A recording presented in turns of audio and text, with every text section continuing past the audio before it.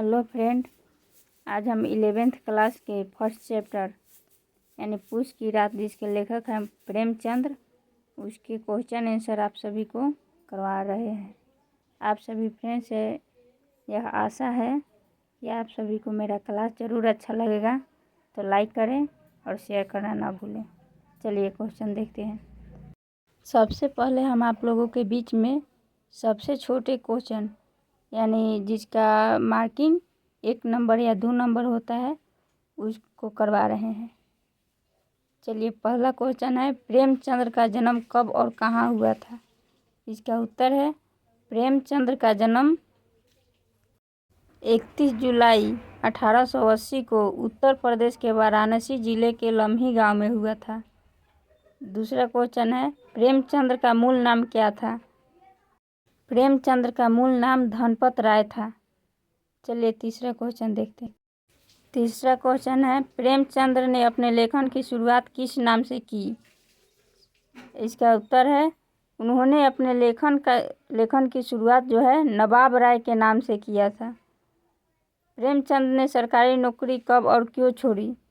इसका आंसर है, उन्होंने 1921 में असहयोग आंदोलन और जलियांवाला बाग हत्याकांड के बाद सरकारी नौकरी छोड़ दी। प्रेमचंद्र ने किस आंदोलन से प्रेरित होकर साहित्य की रचना की? इसका आंसर है, वे भारतीय स्वतंत्रता आंदोलन और समाज सुधार से प्रेरित होकर साहित्य की रचना छोड़ दी। क्वेश्चन 6 है, पूस की रात कहानी किस विषय पर आधारित है? इसका आंसर है, यह कहानी भारतीय किसान के संघर्ष और गरीबी पर आधारित है। 7वां नंबर, प्रेमचंद ने हिंदी साहित्य को क्या योगदान दिया? आंसर, उन्होंने हिंदी साहित्य को समाज यथार्थ और जीवन के गहरे अनुभवों से जोड़ा। 8वां है, प्रेमचंद्र का पहला उपन्यास कौन सा था? इसका आंसर है, उनका पहला उपन्यास जो है सेवा सदन था। पूस की रात कहानी में मुख्य पात्र कौन है? आंसर, कहानी के मुख्य पात्र हल्कू और उसकी पत्नी मुन्नी है। 10वां नंबर, हल्कू की सबसे बड़ी चिंता क्या थी?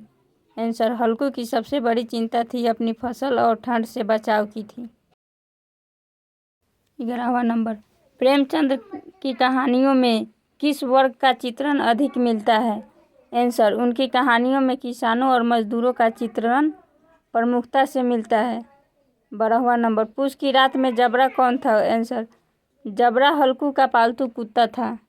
13वां नंबर, हल्कू ने ठंड से बचने के लिए क्या उपाय किया? हल्कू ने बगीचे से पत्तियां बटोरकर अलाव जलाया। नेक्स्ट क्वेश्चन, पूस की रात कहानी में मुख्य समस्या क्या है? कहानी में मुख्य समस्या किसान की गरीबी और ठंड का संघर्ष है। 15वां क्वेश्चन, हल्कू के अनुसार खेती छोड़ने का क्या कारण था? आंसर, हल्कू ने खेती छोड़ने का कारण आर्थिक तंगी और कर्ज बताया। 16 नंबर, पूस की रात में ठंड का वर्णन कैसा है? आंसर, ठंड को एक कहानी में एक दैत्य की तरह प्रस्तुत किया गया है। 17 नंबर, प्रेमचंद्र के साहित्य में किस प्रकार की भाषा का उपयोग किया गया है? उनके साहित्य में सरल, सहज और ग्रामीण भाषा का उपयोग किया गया है। 18वां नंबर, मुन्नी हल्कू से खेती छोड़ने के लिए क्यों कहती है? आंसर, मुन्नी ने खेती में अधिक मेहनत और कर्ज को देखते हुए यह कहा। प्रेमचंद्र को किस क्षेत्र में उपन्यास सम्राट कहा जाता है? आंसर, उन्हें हिंदी उपन्यास और कहानी के क्षेत्र में उपन्यास सम्राट कहा जाता है। हल्कू और जबरा के बीच कैसा संबंध था? आंसर, हल्कू और जबरा के बीच गहरी मित्रता और सहानुभूति का संबंध था। चलिए नेक्स्ट, मध्यम महत्वपूर्ण प्रश्न यानी जो लघु उत्तरीय होता है जिसका 3 मार्क्स होता है। चलिए क्वेश्चन देखते हैं। प्रेमचंद्र ने सरकारी नौकरी क्यों छोड़ी? आंसर, जलियांवाला बाग हत्याकांड और असहयोग आंदोलन ने प्रेमचंद्र को गहराई से प्रभावित किया। उन्होंने 1921 में अंग्रेजी शासन के खिलाफ खड़े होकर सरकारी नौकरी छोड़ दी। इसके बाद उन्होंने साहित्य को समाज सुधार और राष्ट्रीय आंदोलन का माध्यम बनाया। दूसरा क्वेश्चन, पूस की रात कहानी का मुख्य संदेश क्या है? आंसर, यह कहानी भारतीय किसान के संघर्ष, गरीबी और दयनीय स्थिति को दर्शाती है। हल्कू ठंड और आर्थिक तंगी के कारण अपनी फसल और जीवन के प्रति उदासीन हो जाता है। कहानी यह संदेश देती है कि समाज में किसानों की समस्याओं को समझना और उन्हें सुलझाना आवश्यक है। तीसरा क्वेश्चन, हल्कू ने ठंड से बचने के लिए क्या किया? आंसर, ठंड से बचने के लिए हल्कू ने बगीचे में पत्तियां बटोरी और अलाव जलाया। इससे थोड़ी देर के लिए उसे राहत मिली, लेकिन पूरी रात ठंड का सामना करना पड़ा। यह घटना उसकी गरीबी और असहायता को स्पष्ट करती है। चलिए नेक्स्ट क्वेश्चन देखते हैं। चौथा नंबर, हल्कू की पत्नी मुन्नी ने खेती छोड़ने की सलाह क्यों दी? आंसर, मुन्नी ने खेती में लगातार नुकसान और कर्ज के कारण हल्कू को खेती छोड़ने की सलाह दी। वह चाहती थी कि हल्कू मजदूरी करके कम से कम शांतिपूर्ण जीवन जी सके। खेती की परेशानी और दूसरों की धौंस ने उन्हें यह निर्णय लेने पर मजबूर किया। पांचवा नंबर, प्रेमचंद की कहानियाँ समाज को कैसे दर्शाती है? आंसर, प्रेमचंद की कहानियाँ समाज की वास्तविक समस्याओं जैसे गरीबी, अशिक्षा, शोषण और सामाजिक असमानता को दर्शाती है। उन्होंने किसानों, मजदूरों और महिलाओं की समस्याओं को अपने साहित्य में प्रमुखता दी। उनकी रचनाएं समाज में बदलाव और सुधार का संदेश देती है। छठा नंबर क्वेश्चन, पूस की रात में जबरा का क्या महत्व है? आंसर, जबरा हल्कू का पालतू कुत्ता था जो ठंड और कठिनाइयों में उसका साथी बना। जबरा की वफादारी और प्रेम हल्कू के अकेलेपन को कम करते हैं। वह न केवल एक पालतू जानवर बल्कि हल्कू का सच्चा मित्र भी था। 7 नंबर, कहानी में ठंड का वर्णन कैसे किया गया है? आंसर, ठंड को कहानी में एक दानव की तरह प्रस्तुत किया गया है जो हल्कू के शरीर और आत्मा को चीरती है। ठंडी हवा, ठिठुरते तारे और अंधकार के माध्यम से ठंड के भयंकर रूप को दर्शाया गया है। यह ठंड हल्कू की गरीबी और जीवन की कठिनाइयों का प्रतीक है। चलिए नेक्स्ट 8वां क्वेश्चन, हल्कू ने खेती छोड़ने का विचार क्यों किया? आंसर, हल्कू ने लगातार कर्ज, मेहनत और ठंड के कारण खेती छोड़ने का विचार किया। उसे लगा कि मजदूरी करके जीवन जीना खेती की परेशानियों से बेहतर होगा। खेती में उसे सिर्फ आर्थिक तंगी और शारीरिक कष्ट ही मिले थे। 9 नंबर, प्रेमचंद की भाषा शैली की क्या विशेषता है? आंसर, प्रेमचंद की भाषा सरल, सहज और प्रचलित थी जो आम लोगों के जीवन को प्रकट करती है।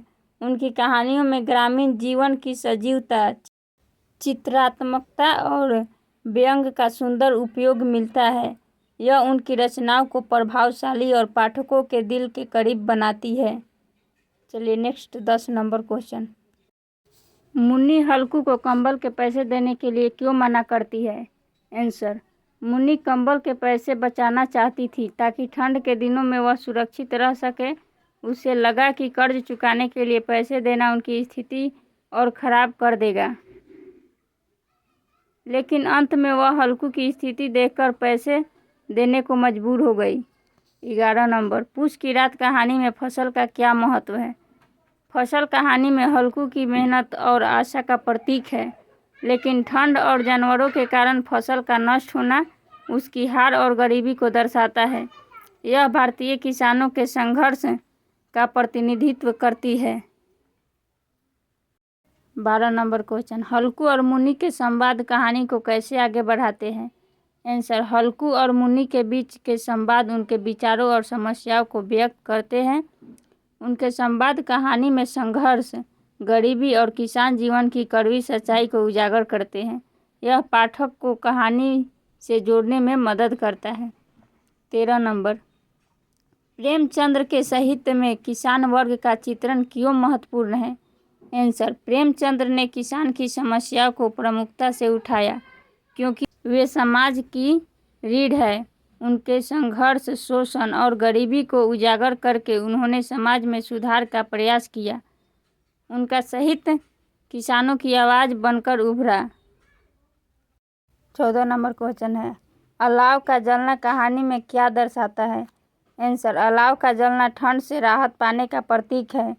यह हल्कू के संघर्ष और उसके जीवन में छोटे छोटे सुखों को दर्शाता है, लेकिन इसका समाप्त होना उसकी असहायता और गरीबी का संकेत है। 15 नंबर, हल्कू और जबरा के संबंधों में क्या विशेष क्या है? आंसर, हल्कू और जबरा का संबंध विश्वास और वफादारी पर आधारित था। जबरा हल्कू के अकेलेपन और कष्ट में उसका सच्चा साथी बना। यह संबंध मानव और पशु के बीच गहरे भावनात्मक जुड़ाव को दर्शाता है। चलिए नेक्स्ट है लंबे महत्वपूर्ण प्रश्न। इसका मतलब है कि दीर्घ उत्तरीय प्रश्न जिसका मार्किंग 5 मार्क्स का होता है। 1 नंबर क्वेश्चन है, प्रेमचंद के साहित्य और समाज का दर्पण क्यों कहा जाता है? प्रेमचंद का साहित्य भारतीय समाज की वास्तविकताओं को सजीव रूप में प्रस्तुत करता है। उनकी कहानियाँ गरीबी, अशिक्षा, शोषण, सामाजिक असमानता और किसान वर्ग की दुर्दशा पर केंद्रित है। उन्होंने समाज की कुरीतियों जैसे दहेज प्रथा, जातिवाद और स्त्री शोषण को उजागर किया। उनकी रचनाएं समाज में सुधार और जागरूकता लाने का संदेश देती है, इसलिए उनका साहित्य समाज का दर्पण कहा जाता है। नेक्स्ट 2 नंबर, पूस की रात कहानी में हल्कू का संघर्ष किन किन रूपों में दिखाता है? आंसर, हल्कू का संघर्ष ठंड, गरीबी और सामाजिक शोषण के रूप में कहानी में प्रकट होता है। ठंड से बचने के लिए उसके पास उचित कपड़े या कंबल नहीं था। कर्ज चुकाने की मजबूरी में वह अपनी ज़रूरतें त्याग देता है। जानवरों द्वारा फसल बर्बाद होने पर भी वह मजबूर होकर चुपचाप रहता है। यह संघर्ष भारतीय किसानों की दयनीय स्थिति का प्रतीक है। चलिए हमारा नेक्स्ट क्वेश्चन 3 नंबर, मुन्नी और हल्कू के विचारों में क्या अंतर है? आंसर, मुन्नी व्यवहारिक सोच वाली महिला है जो खेती की कठिनाइयों को समझती है और उसे छोड़ने की सलाह देती है। हल्कू भावुक है जो मेहनत और संघर्ष करते हुए भी खेती से जुड़ा रहता है। मुन्नी कर्ज और गरीबी से तंग आकर खेती छोड़ना चाहती है, जबकि हल्कू अपनी परिस्थिति के साथ सामंजस्य बनाने की कोशिश करता है। दोनों के विचार जीवन के प्रति अलग दृष्टिकोण को दर्शाते हैं। चलिए नेक्स्ट क्वेश्चन 4 नंबर, पूस की रात में ठंड का चित्रण कहानी को कैसे प्रभावी बनाता है? आंसर, ठंड का चित्रण कहानी में एक अदृश्य पात्र की तरह किया गया है जो हल्कू के संघर्ष को और अधिक कठिन बना देता है। ठिठुरते तारे, ठंडी हवा और अंधकार का वर्णन ठंड के भयानक प्रभाव को दर्शाता है। यह ठंड हल्कू की गरीबी और सामाजिक शोषण का प्रतीक बनकर उभरती है। ठंड की वजह से हल्कू की फसल बर्बाद हो जाती है, जिससे उसकी असहायता स्पष्ट होती है। ठंड का वर्णन पाठक को कहानी के वातावरण से गहराई से जोड़ता है। हल्कू और जबरा के संबंधों में विशेषता क्या है? आंसर, हल्कू और जबरा के संबंध में सच्ची मित्रता और सहानुभूति दिखती है। जबरा ठंड और कठिनाइयों में हल्कू का साथी बनता है। जब हल्कू उसे अपनी गोद में सुलाता है तो यह उनके बीच के गहरे भावनात्मक संबंध को दर्शाता है। जबरा न केवल एक पालतू जानवर है बल्कि हल्कू के अकेलेपन और संघर्ष में सहारा भी है। यह संबंध मानवीय भावनाओं और पशु मानव के जुड़ाव को प्रभावी रूप में प्रस्तुत करता है। नेक्स्ट क्वेश्चन 6 नंबर, पूस की रात कहानी भारतीय किसानों की दशा को कैसे दर्शाती है? आंसर, कहानी भारतीय किसानों की गरीबी, शोषण और संघर्ष की सच्चाई को उजागर करती है। हल्कू कर्ज के बोझ से दबा हुआ है और ठंड में बिना कंबल के रात बिताने को मजबूर है। उसकी फसल जानवरों द्वारा बर्बाद हो जाती है, लेकिन वह इसके खिलाफ कुछ नहीं कर पाता।